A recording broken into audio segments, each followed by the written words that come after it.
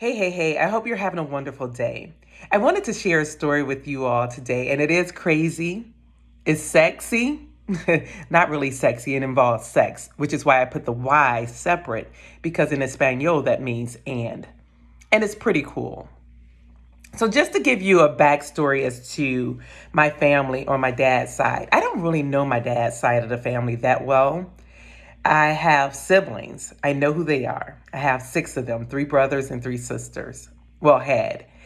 One of my sisters passed as well as one of my brothers. But I knew the two oldest the best just because they would come to Cleveland a lot. They were born in Roanoke, and many of them, well, some of them stayed in Roanoke and the other ones traveled. So, I got to know them as I was getting older. But in 1994, I found a new brother. Well, I didn't find him. My dad decided to let us in on the fact that he had another kid. So I met him when we all went to his wedding. That's when he met me. He met my oldest sister, who is now passed, and he met my dad. So it was crazy because I'm looking at this man who is a mirror image of my dad, except he's lighter. And I'm like, how did you all live in Roanoke, Virginia, and not know that this was your brother? Because he looks just like my daddy. And the crazy thing with that is that he was the one in my dad's latter years who spent a lot of time with him. And it was because, well, one, it was his choice, of course, but he also lived close to the nursing home. So he was, involved with that. His wife worked at the nursing home. And so it was really nice that they had that time together. Unfortunately, my dad was demented at that time. But he would know who he was periodically. And so, that was pretty cool because you just never know how life would take you. So, years ago, maybe 2012, my dad went to his class reunion. I don't know if it was 2012. I don't know when it was, but somewhere around there. He went to his 50th class reunion. And I remember he said that he won an award. So I said, Dad, what did you win the award for? And he said, for having the most kids. And I said, how many kids do you have? And he said, they said I have 12. I said, who is they? Because if they said it because you said it. Like, how else can somebody pick 12 randomly and say you have 12 kids when I only know about 8? So there's 4 out there that we don't know about. Now, mind you, all my life, well, not all my life, but in my adult years, I knew that there was another sister who was about the same age as my oldest brother. Don't know where she's at. I remember thinking when my dad passed that hopefully somebody will show up at this funeral and be like, I'm his child, because how else are we going to find his other kids if he does have other kids? I don't know it to be true. I didn't know it to be true because my dad, what I know now is that he was going through dementia.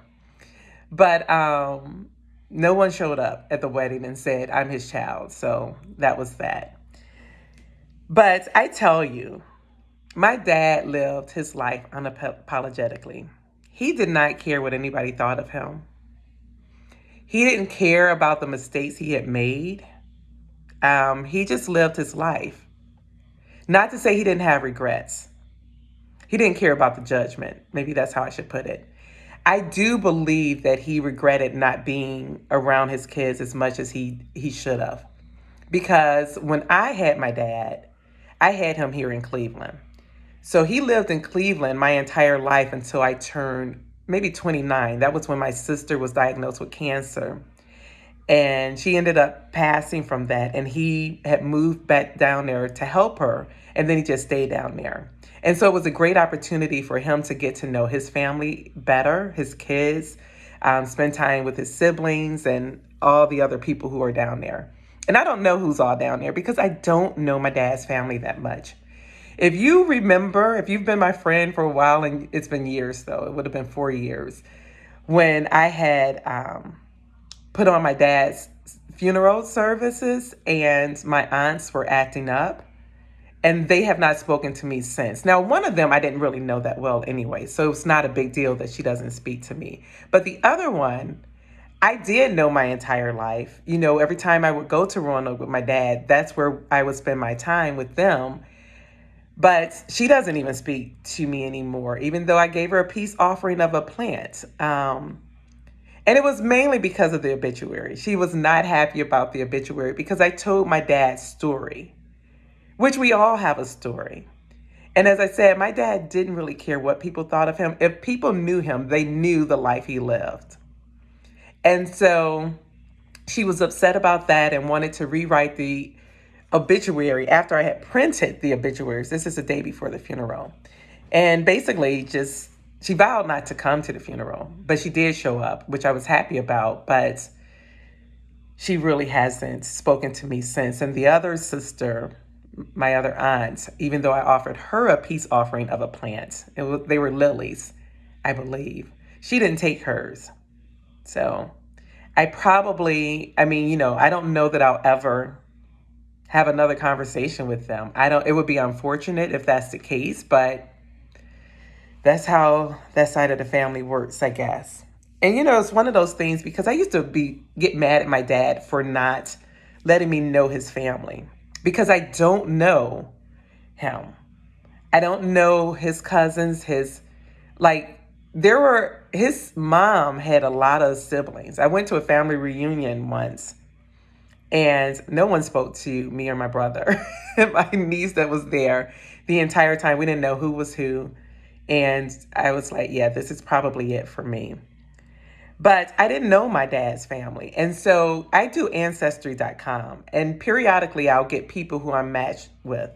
We become friends on Facebook. I know we're related. We just don't know how. I don't know if it's my dad's side of the family or my mom's side of the family. And unfortunately, if it's my dad, I wouldn't be able to trace it because I don't know enough about his side of the family. So a lot of times we just know we're related and we haven't done the work to try to figure out how. Which is fine because I still get excited when I find someone new on Ancestry.com. I don't know if you've done that, but I did. And it's been really good. So anyway, last week I got a message on a thread. I had posted something and someone posted, I sent you a message. I think we're related. And so or something like that. I'm not sure what it said, but it made me go to my messenger to read the message. And so the person said, I did Ancestry.com. Gave my DNA, and it says that we are related, that you're closer to me than my uncle. You're either a first cousin or an aunt. And I said, oh my gosh, I was like, we'll have to get together and figure this out and figure out how we're related. Because again, I don't know. Because who I know is my mom's paternal family. I'm learning my grandmother's family, but I don't know, but I know my granddad's family pretty well. So I can pretty much tell if people are in that line because we can kind of trace that back. My dad's, as I said, know nothing on his mother's side nor his dad's. So I figured, we'll figure it out.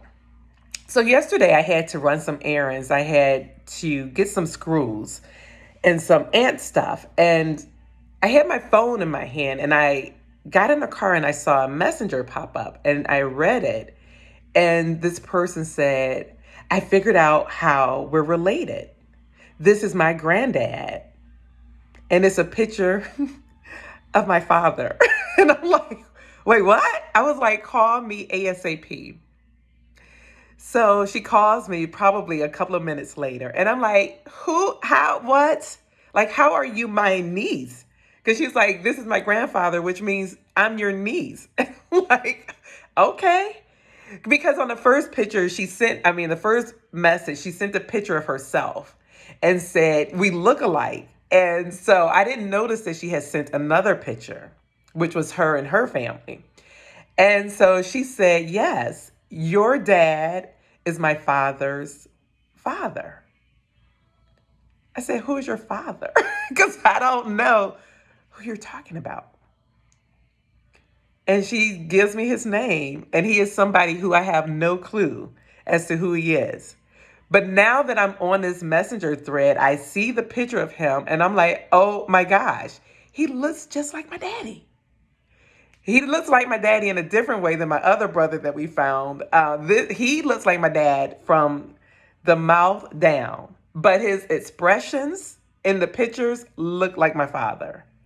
And I'm like, all these years, I've known that there have been other kids. And now I have found one.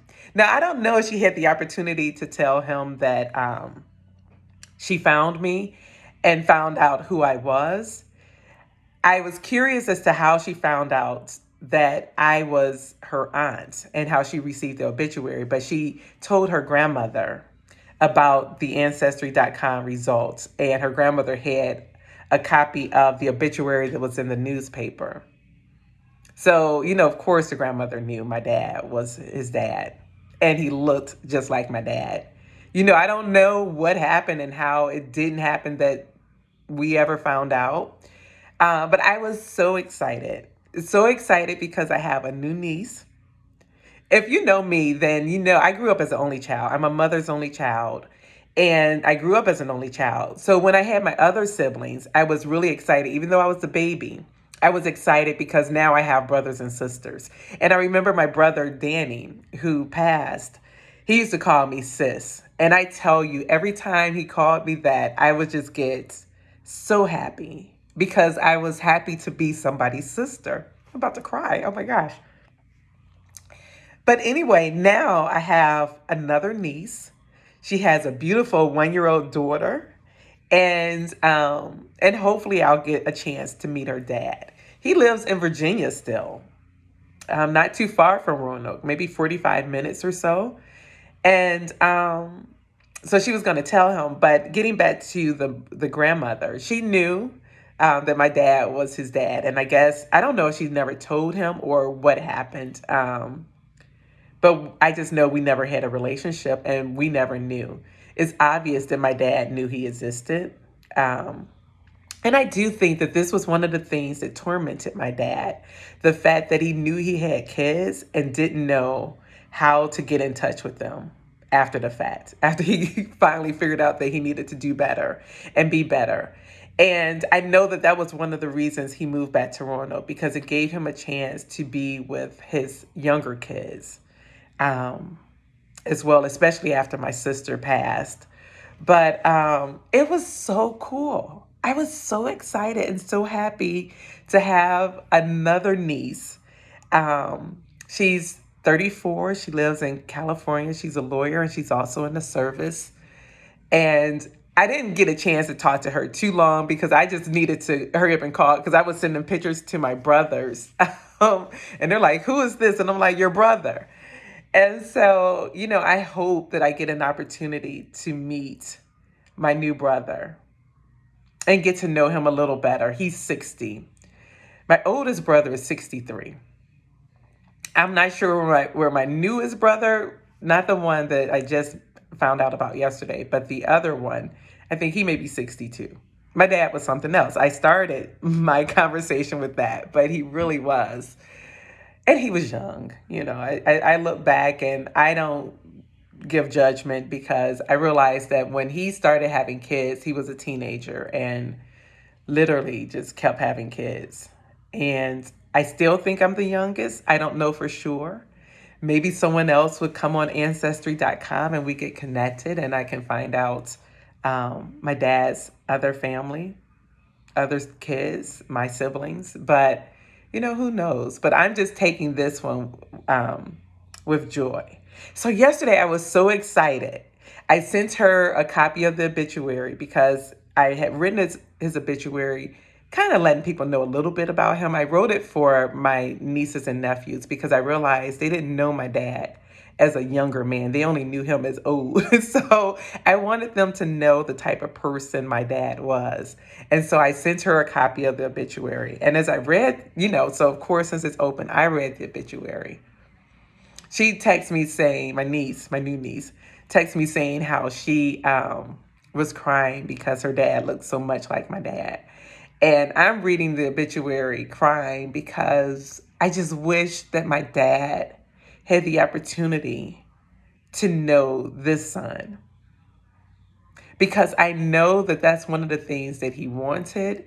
And, once he was demented and he just would say whatever, it's just, I just kind of felt that that was part of his challenge um, in his latter years, knowing that, or not even his latter years, just his life, that he wasn't there for all his kids and didn't have a relationship with them. And so I just wanted to share that because it's crazy how this happened. It's cool. And as you can see, it did involve some sex because evidently my dad was having a lot of it. But anyway, I just wanted to share that story. I can't wait to meet my niece. Uh, Once this whole COVID situation is over and under control and we can get out there and travel, I definitely want to make sure that I get an opportunity to meet her and my great niece, who is adorable. If you know me, you know I love dimples, and she has one. So, anyway, I just wanted to come on and share that.